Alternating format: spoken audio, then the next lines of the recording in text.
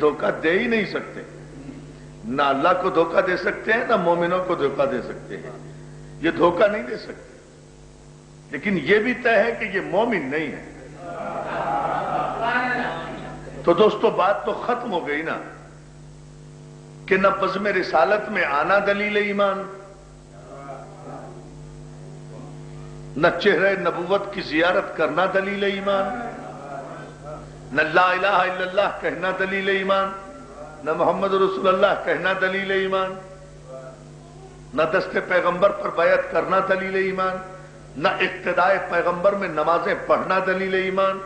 یہ کوئی مسئلہ، کوئی مرحلہ دلیل ایمان نہیں ہے. قرآن کہہ رہا ہے وَمَا هُمْ بِمُؤْمِنِينَ، ان سے خبردار رہنا، یہ دلیل ایمان نہیں ہے ان کا آنا. یہ مومن نہیں ہے. کیوں نہیں ہے مومن؟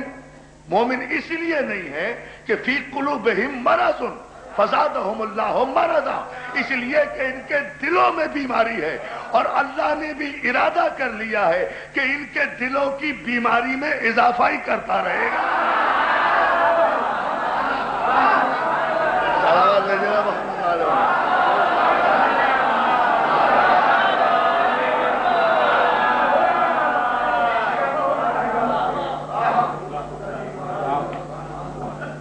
اللہ نے بھی ارادہ ہی کر لیا ہے جب یہ، اس لیے کہ ان کے دلوں میں بیماری ہے نا.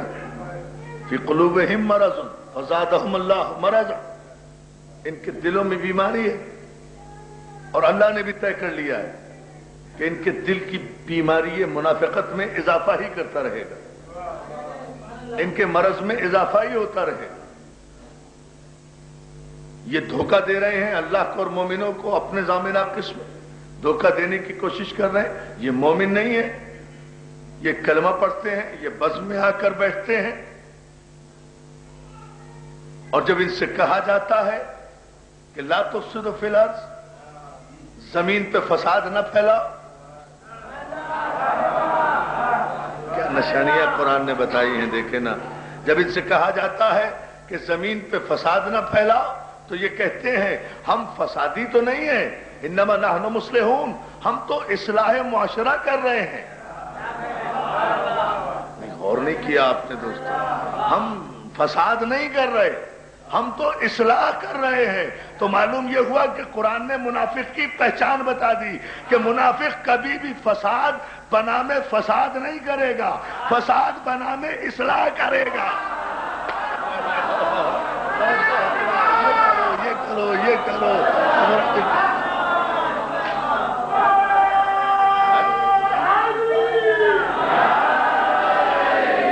تب ان سے کہا جاتا ہے.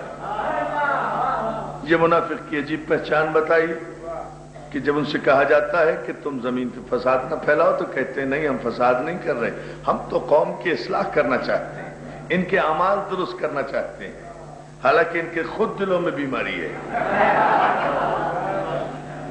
توجہ ہے. جب اسے کہا جاتا ہے کہ تم زمین پہ فساد مت پھیلاؤ، آپس میں مت لڑاؤ مومنوں کو، تو پھر یہ کہتے ہیں کہ نہیں ہم تو اصلاح کر رہے ہیں. یہ اصلاح نہیں کر رہے. جب یہ مومنوں کی بزم میں ہوتے ہیں، بڑی توجہ اس جملے پر، اس نشانی کو پہچانے تو سورہ کوثر کا پورا پس منظر سمجھ میں آ جائے گا. یہ جب ان سے کہا جاتا ہے کہ زمین پہ فساد مت پھیلاؤ تو یہ زمین پر فساد کا انکار کرتے ہیں، تردید کرتے ہیں، اور کہتے ہیں کہ نہیں ہم تو اصلاح کر رہے ہیں. اصلاح، حالانکہ یہ اصلاح نہیں کر رہے. وَإِذْ خَلَوْا إِلَىٰ شَيَاطِينِهِمْ، اور جب یہی لوگ اپنے شیطانوں سے خلوت کرتے ہیں، جب آپ کی بزم میں آ کر بیٹھتے ہیں تو کہتے ہیں ہم اللہ پر ایمان لائے، اب یوم آخرت پر ایمان لائے، لیکن جب یہ اپنے شیطانوں سے سیکریٹ میٹنگ کرتے ہیں، خفیہ میٹنگ کرتے ہیں، خلوت کرتے ہیں، تو کہتے ہیں کہ اصل میں تو ہم تمہارے ہی ساتھ ہیں، مومنوں کے ساتھ تو ہم مذاق کر رہے ہیں. قرآن نے کہا کہ یہ مومنوں کے ساتھ کیا مذاق کریں گے، اللہ خود ان کا مذاق اڑا دے گا. اللہ خود ان کا صلوات بھیجیں آپ.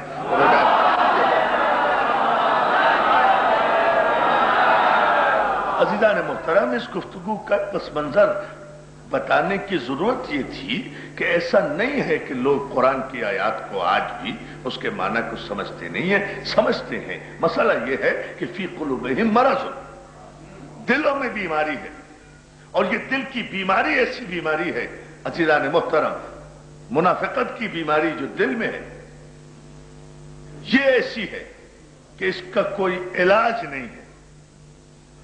توجہ اس جملے پر، اسی لیے پیغمبر کو حکم دیا گیا تھا کہ یا ایھا النبی جاہد الکفار والمنافقین، کافروں سے بھی جہاد کرو، منافقین سے بھی جہاد کرو۔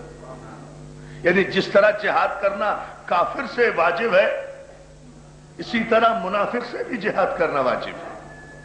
اور پیغمبر اسلام کافروں سے بھی جہاد کر کے گئے ہیں، منافقوں سے بھی جہاد کر کے گئے ہیں۔ یہ نہیں ہے کہ صرف کافروں ہی سے جہاد کیا ہے، نہیں، منافقین سے بھی جہاد کیا ہے، اس لیے کہ پیغمبر اسلام جب سرزمین عرب پر طلوع ہوئے ہیں آفتاب ہدایت بن کر، تو اس زمانے میں عرب میں صرف 3 بیماریاں تھیں: شرک کی بیماری، کفر کی بیماری، نفاق کی بیماری۔ یہ 3 بیماریوں کے خاتمے کا مینڈیٹ لے کر پیغمبر آئے تھے۔ ان تینوں بیماریوں کو ختم کیے بغیر اور یا ان کا علاج بتائے بغیر اگر پیغمبر اسلام اس دنیا سے تشریف لے گئے ہیں تو نہ دین مکمل ہے، نہ نبوت مکمل ہے، نہ قرآن مکمل ہے، نہ نعمتیں تمام ہے۔ اور میرا ایمان ہے کہ میرا نبی بھی مکمل، میرا دین بھی مکمل، میرا قرآن بھی مکمل، نعمتیں بھی مکمل۔ توجہ ہے نا؟ تو پیغمبر یہ شرک کی بیماری، کفر کی بیماری، نفاق کی بیماری، تینوں بیماریاں اب 23 برس کی اپنی بعثت کی زندگی میں پیغمبر نے انہیں ختم بھی کیا ہے، اور بعد میں آنے والی نسلوں کے لیے علاج بھی بتا دیا ہے کہ شرک کی بیماری دنیا کی کسی دوا سے دور نہیں ہو سکتی۔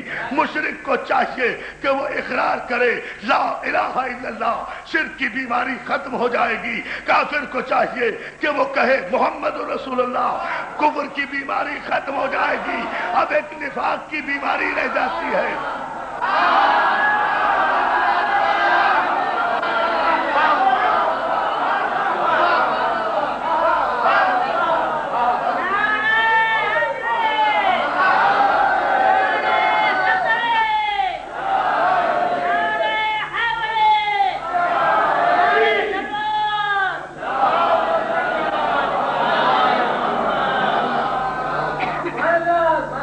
ایک مشرک نے کہا لا الہ الا اللہ، شرک کی بیماری ختم۔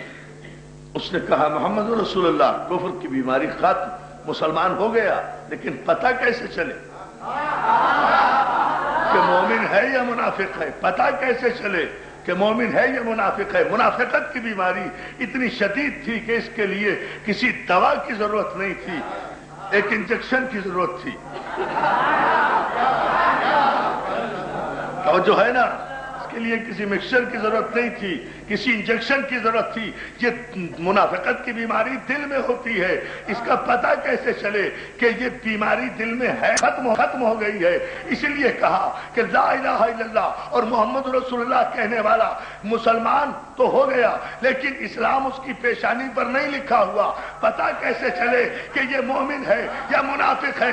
اسی لیے جہاں بھی لا الہ الا اللہ اور محمد رسول اللہ کہنے والوں کا مجمع دیکھو، ان کے درمیان کھڑے ہو کر کہو علی ولی اللہ۔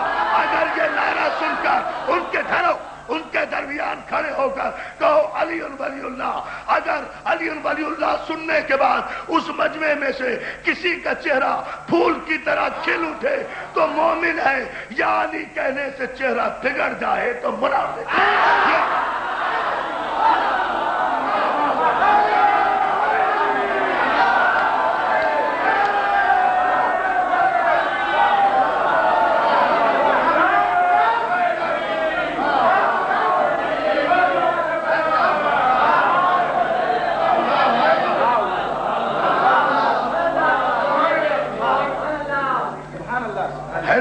یہ بنیادی بات ہے، اس سے اندازہ ہوتا ہے۔ تو علی ولی اللہ ہم کسی کی ضد میں نہیں پڑھتے، ضرورت دین کے لیے پڑھتے ہیں۔